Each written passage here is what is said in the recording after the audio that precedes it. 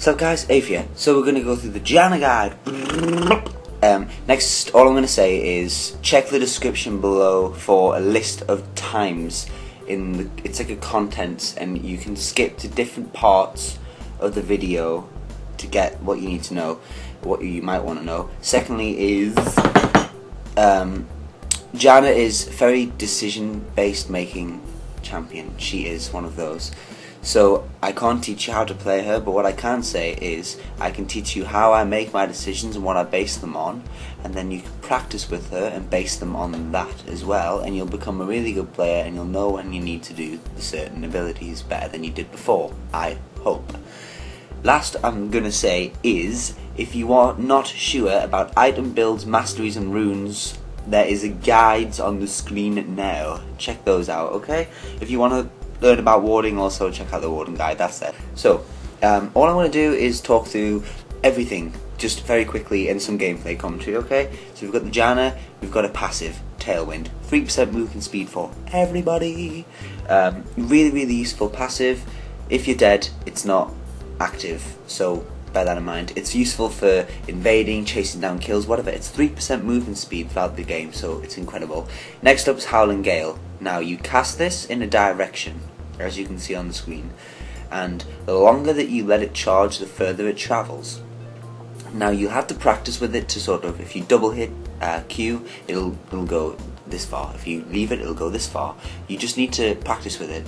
Now you can use this to disengage, secure kills, do a little bit of damage, push your wave, which I'll talk about later. It's an advanced tactic.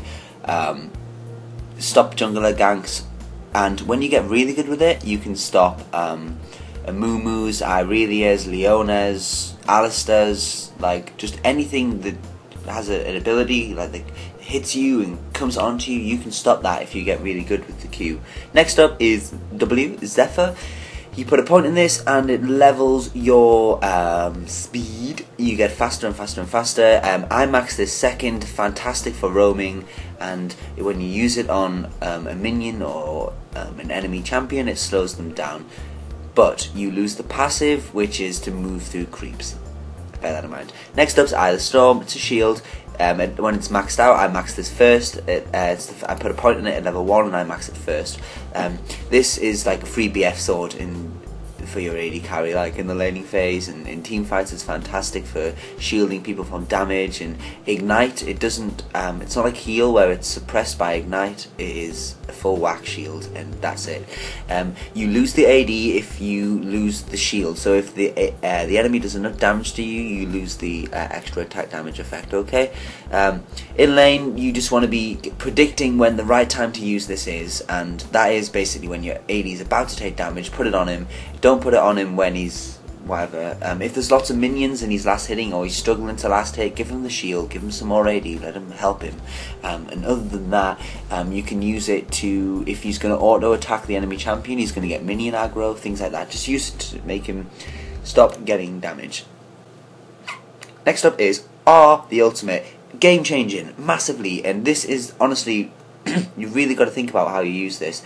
Now in the laning phase, you can see on this clip and many more clips throughout the game that I'm using it to secure kills, because that is the time in that moment. If their jungler was ganking, I would use it to disengage. I very rarely use it as a sustain for the AD unless like he really needs to stay. There's a lot of creeps.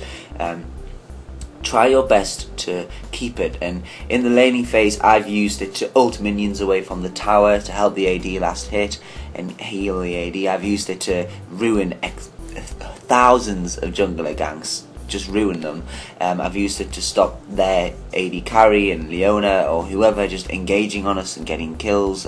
I've also used it to knock their enemy back into our tower or knock their enemy into the wall and secure a kill. In team fights though, you need to keep this ultimate for your carries. You must keep it for the carries, because you need to ult the carries when the bruisers or the assassins are coming onto them, and follow it up with a knock up on a Q or W. Just keep the bruisers off your carries, okay? Save the ultimate for that in team fights.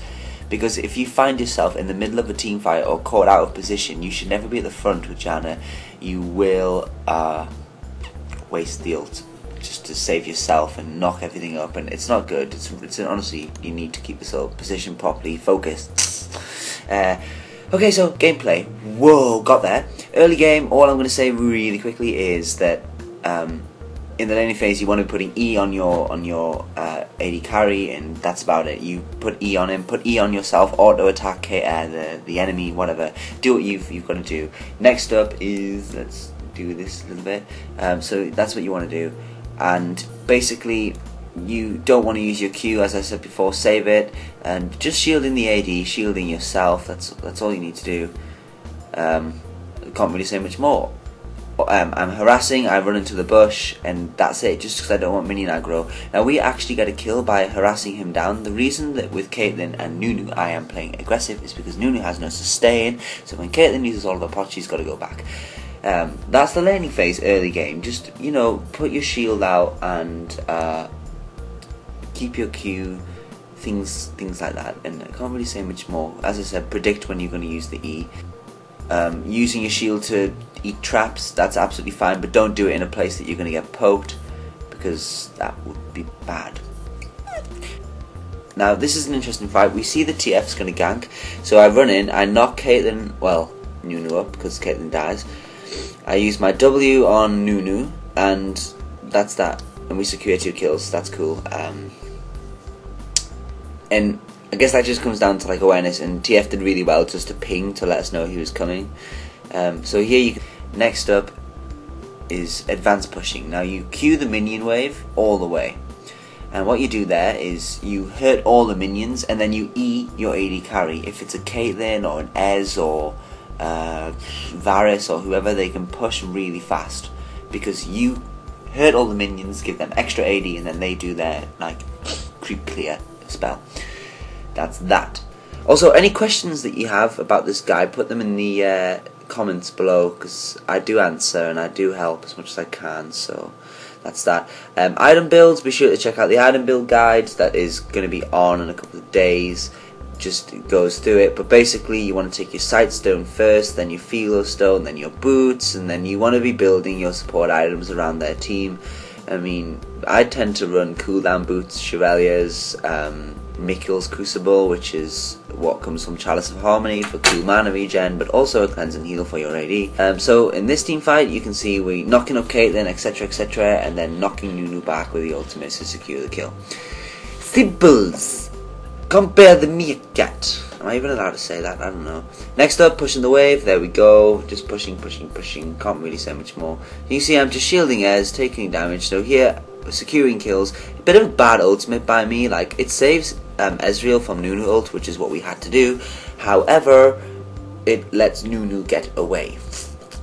So if I'd have maybe put E on Ezreal earlier or later, or just more effectively, then I could have maybe got further up and ulted Nunu back towards our base more, but either or we get a Drake out of it, so it's not too bad. Next up, mid. Okay, here I'm trying to secure kills with Anivia, and Pantheon's like, I'm going to shit drop you, so just putting shields on whoever's going to die at the minute. It's like a survival thing, because that's it. Dodging skill shots is another important thing. That comes with practice, guys, and just practice it and see what you can do. But in team fights, yep, auto attack whenever you can safely, but other than that, put your E on the tank or the AD, and honestly, that's all I can say. Another thing, it's really important saying, blue +5 every time it dies from 2 minutes, 2, 7, 12, etc. And you can guess when their blue is going to spawn, and when it does spawn, like roughly, like just now, you find some wards and you put them down and you can invade, like we get their blue. And this team fight, I derp a little bit on the flash, but just trying to save Ezreal, and to be honest, like, we do quite well, but then I get caught out because I use my abilities poorly. I mean, it's not too bad, I live, and I kind of have to run into them because I know if I stand in Anivia's AoE, I'm going to die anyway. That's that. Next up, you can shield towers. Oh my god, I didn't say that. Yes, you can shield towers, so you make sure you shield your tower and things like that, and it'll stop it getting pushed or etc. This TF, I don't even understand how this guy lives. His heart must be racing right now. Wow. Okay, this is an example of what not to do. I run behind Nautilus and I'm like, oh yeah, I'm going to knock Caitlyn up, and I do it badly. I don't even knock her up. You need to be making sure that when you're using that ability, you're doing it properly and you're hitting it. Like I missed all my skill shots and my ultimate was stupid. That's what you don't do, okay? If you do that, you're going to die, so... Fair enough, I was clearing Baron wards and I was in the area, but you need to be positioned really well for team fights, like... all I'm going to say. I can't really say much more, guys. I mean, that's about it. And you've got to save your ultimate. You've got to practice. Of course you have. And you just got to protect your carries as much as you can. Your AD is more important than your AP mid. However, it doesn't mean they're useless. You should still consider, you know, if you can save someone, do it, because Janna's really good at that. She's so fun to play. Pick her up, check her out, try her out, do whatever you want to do. Check it. Next. All I'm going to say now is check out the other guides, as I've said. Check the description if you want to replay any certain things. If you have any questions, I realise that I'm not really being in that much depth. I'm just telling you what I'm basing my decisions on, because that's how I feel. You have to learn Janna. You have to learn what to do, because she's so situational. You have to figure that out for yourself.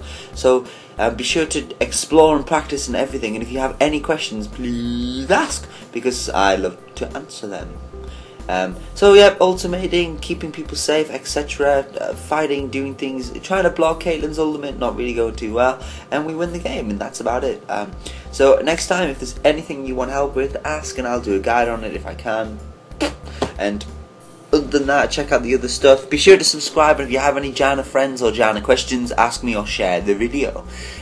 Leave a comment below if you liked it, and I hope the content's getting better. I'm spending a lot more time learning how to do it all, and that's about that really. So take care, guys, and can't say anything else. Bye bye.